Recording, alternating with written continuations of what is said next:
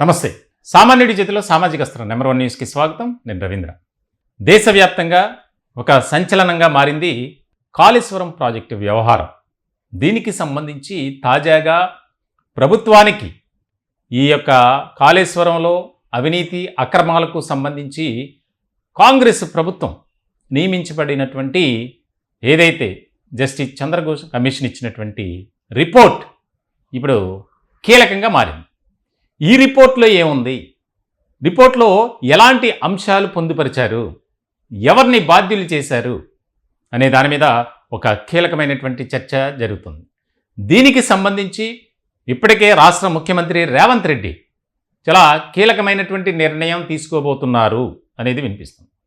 అసలు ఈ రిపోర్ట్లో ఎలాంటి అంశాలు ఉన్నాయి, దానికి సంబంధించి ఎవరు ఎలాంటి తప్పిదాలు చేశారు, ఇప్పుడు కాళేశ్వరం ప్రాజెక్టుకు సంబంధించి ఏ రకమైనటువంటి పరిణామాలు ఉంటాయి, ఎలాంటి సిచ్యువేషన్ ఉంటుంది అనే దాని మీద పింక్ బాస్ చాలా టెన్షన్ పడుతున్నారట. 2 పర్యాయాలు అంటే 10 ఏళ్ల పాటు రాష్ట్రంలో అధికారంలో ఉన్నటువంటి బీఆర్ఎస్ గులాబీ పార్టీ ఇష్టారాజ్యంగా అడ్డగోలుగా అక్రమాలకు అవినీతికి పాల్పడింది. ఒక కాళేశ్వరం ప్రాజెక్టుకి సంబంధించిందే కాదు, అనేక అంశాలు వచ్చాయి. Telangana state public service commission నిరుద్యోగుల జీవితాలతో ఆటలాడుకున్నటువంటి సర్కారుగా బీఆర్ఎస్కు ఒక ముద్ర ఉంది. ఇలా ఒక్కటే కాదు, అనేక అంశాలలో తాజాగా గొర్రెల స్కీమ్లో స్కామ్ జరిగింది. దానికి సంబంధించి ఇలా ఎన్నో, ఒక్కటి కాదు.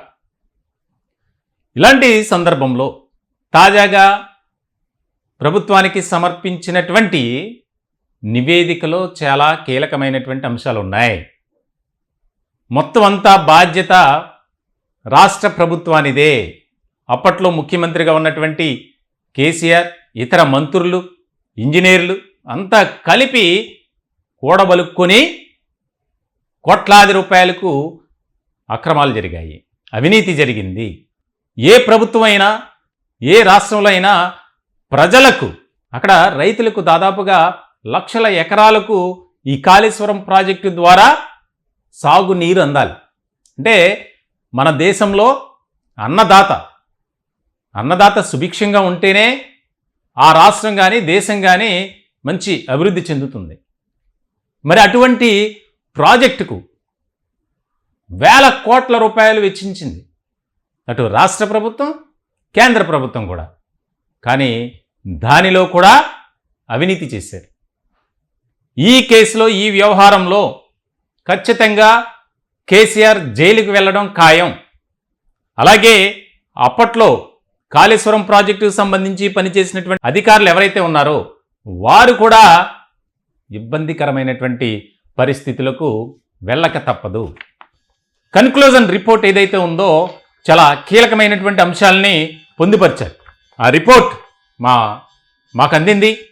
మేము దీనికి సంబంధించి పూర్తిగా సమీక్షించిన తర్వాతే ఈ టాపిక్ మీద నేను ఎనాలిసిస్ చేస్తున్నాను. చాలా ముఖ్యమైనటువంటి అంశాలు ఇందులో ఉన్నాయి. ఈ యొక్క ఏదైతే చంద్రఘోష్ ఇచ్చినటువంటి ఆ కమిషన్ రిపోర్ట్ ఉందో దానికి సంబంధించి చాలా ముఖ్యమైనటువంటి పరిణామంగా మారింది. ఎక్కడైతే ఎటువంటి లోపాలు ఉన్నాయి, ఎవరెవరు ఎలాంటి పాత్ర ఉంది, దీనికి సంబంధించి ఏ రకమైనటువంటి అక్రమాలు జరిగాయి, అవినీతి చోటు చేసుకుంది అనేది క్షుణ్ణంగా ఈ రిపోర్ట్లో పొందుపరిచారు. ఇప్పుడు దీన్ని ఆధారంగా చేసుకొని, ఈ రిపోర్ట్ను బేస్ చేసుకొని రాష్ట్ర ప్రభుత్వం చాలా కీలకమైనటువంటి నిర్ణయం తీసుకోబోతుంది. మంత్రులు దాదాపుగా దీని మీద డిస్కస్ చేస్తున్నారు.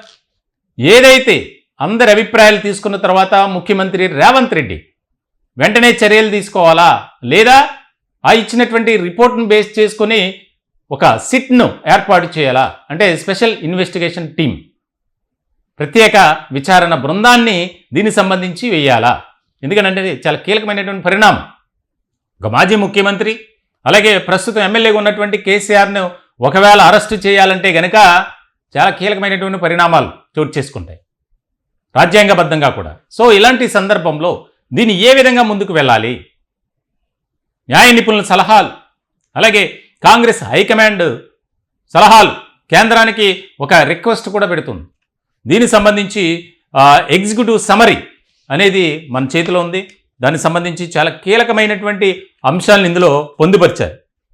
డిజైన్ డెఫిషియన్సీస్, ఇలాగా నాణ్యత లోపాలు కానీ, నిర్మాణంలో చోటు చేసుకున్నటువంటి అవకతవకలు కానీ అన్నీ కూడా చాలా క్షుణ్ణంగా ఈ రిపోర్ట్లో పెట్టారు. దీనికి సంబంధించి ఒక ముఖ్యమైనటువంటి పరిణామం ఏంటంటే responsibilities and accountability. The commission fix responsibilities for the lapses identified. Then chief minister Shri K Chandrashekar Rao సంబంధించి ఆయన ఏం చేశారు అనేది. అలాగే minister for irrigation Harish Rao, అప్పట్లో ఇరిగేషన్ మినిస్టర్గా హరీష్ రావు ఉన్నారు. అలాగే minister of finance Etela Rajender, ఈ అక్రమాలు జరిగినటువంటి అప్పుడు ఉన్నటువంటి సందర్భంలో ఈటెల రాజేందర్ ఆయన మినిస్టర్గా ఉన్నారు. ఆయన పేరును కూడా ప్రస్తావించింది ఈ కమిషన్. ఇప్పుడు ఆయన ఆ పార్టీలో లేరు, భారతీయ జనతా పార్టీలో ఉన్నారు, బీఆర్ఎస్ నుంచి వచ్చి. అలాగే SK Joshi IAS principal secretary to government I and CAD department, chairman of KIPCL అంటే Kaleshwaram irrigation project corporation limited, దీనికి సంబంధించి కేఐపిసిఎల్ అంటే. అలాగే Smita Sabharwal IAS additional secretary to chief minister. C Muralidhar engineer in chief irrigation. వీళ్ళంతా అవినీతి ఆరోపణలు ఎదుర్కొంటున్నారు ప్రస్తుతం. అలాగే B Hariram chief engineer PCSC project managing director కేఐపిసిఎల్.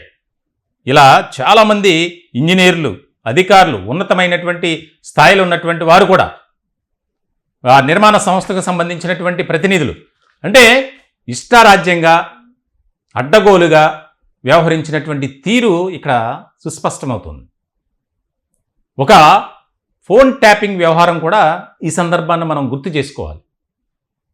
ఒక రాష్ట్ర ప్రభుత్వం ఆ రాష్ట్రానికి సంబంధించినటువంటి కీలకమైనటువంటి సమాచారాన్ని జాగ్రత్తగా దాచి ఉంచేటువంటి విభాగం ఏదైనా ఉందంటే ఏ రాష్ట్రంలో అయినా ఆ రాష్ట్రానికి సంబంధించి ఇంటెలిజెన్స్ వ్యవస్థ.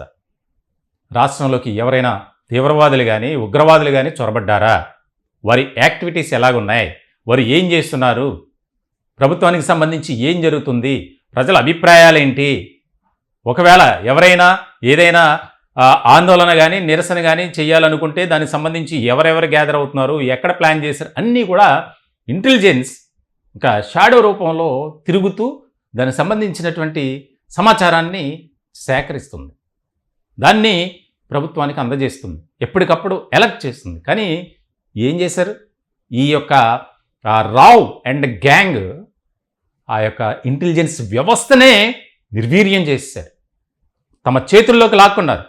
ఎవరితో మాట్లాడుతున్నారు, ఎవరి దగ్గరికి వెళ్తున్నారు, ఎవరికి డబ్బులు ఇస్తున్నారు, ఇవన్నీ కూడా దానికి సంబంధించి మనం చూసాం. చాలా కీలకమైనటువంటి పరిణామాలు చోటు చేసుకున్నాయి. అధికారులు అరెస్ట్ అయ్యారు, జైల్లో ఉన్నారు. ఇంకా కొంతమంది కీలకమైనటువంటి ఐపీఎస్ అధికారులు విచారణ ఎదుర్కొంటున్నారు. ఆ వ్యవహారంలో కూడా కేసీఆర్ అడ్డంగా బుక్ అయ్యారు. మరి ఇలాంటి అక్రమాలు చేసినటువంటి ప్రజాప్రతినిధులను, నాయకులను, పాలకులను ఏం చేయాలి, వీరికి ఎటువంటి శిక్ష చేయాలి అని తెలంగాణ రాష్ట్ర వ్యాప్తంగా అన్ని వర్గాల ప్రజల్లో ఇదే చర్చ. లక్షలాది రూపాయలు, కోట్ల రూపాయలు నిధులు దుర్వినియోగం వారు సొంత జేబుల్లోకి వేసుకున్నారు. ఇలాంటి అడ్డదిడ్డమైనటువంటి నిర్ణయాలు తీసుకోవడం, ఒక ప్రాజెక్టుకు సంబంధించి నిర్మించినటువంటి కొద్ది రోజుల్లోనే అవి కుంగిపోవటం, మేడిగడ్డ కానీ ఇక రకరకాల బ్యారేజీలు కాళేశ్వరం ప్రాజెక్టుకు అనుసంధానంగా ఉన్నటువంటివి. మరి ఇటువంటి సందర్భంలో రాష్ట్ర ప్రభుత్వం ఎలాంటి నిర్ణయం తీసుకోబోతుంది, దీనికి సంబంధించి ఇచ్చినటువంటి రిపోర్ట్ను బేస్ చేసుకొని దాదాపు 15 నెలలు 650 పేజీలు వారు ఎంతోమందిని విచారించారు. దాదాపుగా 500 మందిని విచారించారు, సాక్ష్యాలను సేకరించారు, స్పాట్కి వెళ్ళి అక్కడ ఏం జరిగిందనేది స్టడీ చేశారు. ఆ యొక్క ఎవరైతే ఇరిగేషన్ డిపార్ట్మెంట్లో ఎక్స్పర్ట్స్గా ఉంటారో వారి సహాయ సహకారాలు కూడా తీసుకుంది ఈ కమిషన్, చంద్రఘోష్ కమిషన్. దానికి సంబంధించి అందరి అభిప్రాయాలు సేకరించినటువంటి తదుపరి ఈ యొక్క రిపోర్ట్ను తయారు చేసింది. ఈ రిపోర్ట్లో ఇప్పుడు మనం చూసాం, ప్రతి ఒక్కరిని బాధ్యులుగా చేసింది. నిర్మాణ లోపం కానీ అక్కడ ఉన్నటువంటి ఆ యొక్క పర్యవేక్షించేటువంటి విధానంలో రాష్ట్ర ప్రభుత్వం పూర్తిగా విఫలమైంది, నిర్లక్ష్యం కనబరిచింది. దీనికి సంబంధించి మరి ఎలా వెళ్ళాలి ఏంటి అనే దాని మీద మంత్రులతో కూడా రేవంత్ రెడ్డి కీలకమైనటువంటి చర్చ చేపట్టబోతున్నారు. దీనికి సంబంధించి సిట్ వేయాలా, ఖచ్చితంగా సిట్ వేసిన తర్వాత దాని నుంచి ఒక రిపోర్ట్ కూడా తీసుకున్న తర్వాత చర్యలు ఉంటాయా, లేదా దీన్ని బేస్ చేసుకుని చర్యలు తీసుకుంటారా అనేది కీలకంగా మారింది. మొత్తానికైతే గులాబీ పార్టీలో ఒక రకమైనటువంటి ప్రకంపన. ఇప్పటికే ఆ పార్టీ దయనీయమైనటువంటి పరిస్థితుల్లోకి వెళ్ళిపోయింది. ఆ పార్టీలో ఉన్నటువంటి క్యాడర్ బలంగా లేదు, ఉన్నటువంటి వారే బయటకు వచ్చేశారు. ఇంకా మిగిలిన వారు మనం ఎప్పుడు బయటికి వెళ్దామని చూస్తున్నారు. సొంత ఫ్యామిలీలోనే గొడవలు. సో ఇలాంటి సందర్భంలో ఇదొక ముఖ్యమైనటువంటి పరిణామంగా మారింది. త్వరలోనే కేసీఆర్ అరెస్ట్ కాబోతున్నారు అనేదైతే తెలంగాణ రాష్ట్ర రాజకీయ వర్గాల్లో తీవ్రమైనటువంటి చర్చ జరుగుతుంది. చూడాలి ఎటువంటి పరిణామాలు ఉంటాయి, ఎలాంటి మార్పులు చేర్పులు ఉంటాయి, సమీకరణాలు చోటు చేసుకుంటాయి అనేది చాలా కీలకమైనటువంటి అంశంగా చూడాలి. ఈ టాపిక్పై మీ విలువైనటువంటి అభిప్రాయాలు, సలహాలు, సూచనలు కామెంట్ రూపంలో తెలియజేయండి. దయచేసి మా ఛానల్ని సబ్స్క్రైబ్ చేసుకోండి. Thank you.